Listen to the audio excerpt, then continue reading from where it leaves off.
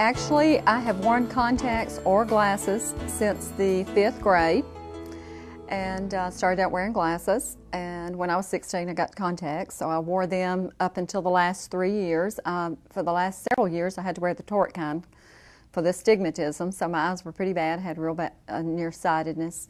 And so the last 3 years, I've gone into bifocals, so I decided that I didn't want to do that the rest of my life. And then when I saw the ad with Dr. Wang in the paper, I thought this might be something that I could be interested in. I didn't really know that much about it, so I looked him up on the internet. I read a little bit more about the LASIK surgery, and I decided that that is something that I wanted to invest in, and I thought it would just be great to be able to get up in the morning and be able to see. Well, I was really excited because I thought this is the last day I'm going to be wearing glasses. And so I got up and came down early. I wanted to make it early as possible, so I got here early. And Dr. Wang and his staff are great. They just make you feel so comfortable. They're just so professional and caring, and they make you feel just right at home. So I came in, went back, had my surgery. It was over probably in 30 minutes. Came back out, went home, went to bed, got up about 4 hours later. I thought, I'm going to try these new eyes out.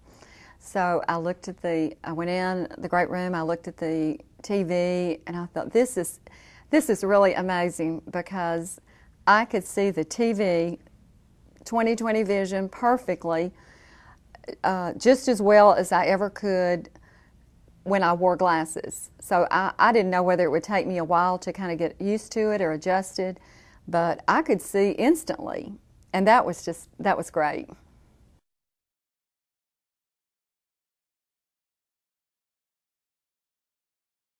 About 3 years ago, Andrea, a student in a theology school, discovered that his vision was gradually deteriorating. He went to see an eye doctor in his country and was diagnosed to have a condition that is gradually degrading his vision irreversibly. The disease has reached the stage when no glasses would help. In fact, Andrea was told that he's suffering from this corneal blinding condition, that no treatment is available, and he's going towards gradual loss of vision. When I studied in the theological seminary, and I felt that my seeing ability was inadequate to study, to read, and so. And Andrea gradually lost his vision, and in fact, he had to quit his school. In desperation, Andrea and his family sought internet, publications, and all information available to them, and through friends around the world, to find out if there's indeed a way to help Andrea, so that he will not suffer this devastating fate. When we become aware of an individual who has a health need that cannot be met in their own country, we try our best to make it possible to bring them to the United States for proper attention to that problem. Through friends, through other doctors, and through published information and internet, they find that here in Nashville, Tennessee, in the United States, at the Wang Vision Institute, we have the technology, an experimental treatment, which might be able to help Andrea restore his vision. The last person to whom I spoke was Dr. MIng Wang, and he told me of a unique procedure that he's developed that is an alternative to corneal transplants, which, as I understand, have a greater potential for risk and complications and rejection. In September of 2002, Andrea and his family made a long trip across half of the world and arrived in the United States and in Nashville, Tennessee.